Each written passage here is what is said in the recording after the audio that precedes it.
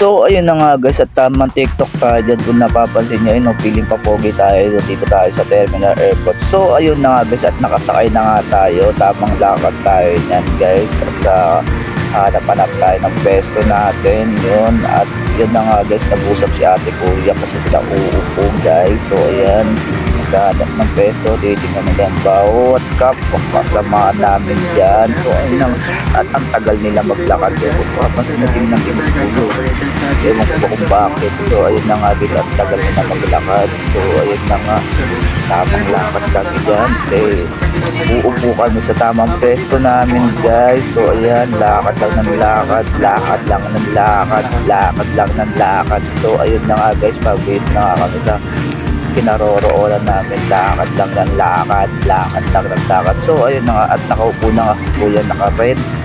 Ayan na nga, medyo pag-base na kami ng pag-base sa paglalakad namin.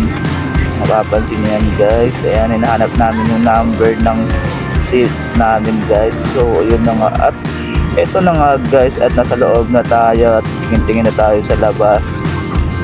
Mapapansin niyo guys, tingin lang ako ng tingin dyan. Yan, nandito tayo sa pinakagilid ng seat natin na salamin. So ayun na nga guys, mapapansin nyo, tingin lang ako ng tingin sa labas. So ayun, nakikita nyo yung mga tanawin. So yun na nga, oh, ganda ng tanawin guys. So lalo na pag nasa taas na tayo, mapapansin nyo yan guys. So ayun, oh, tingin-tingin lang at yun lang. Salamat.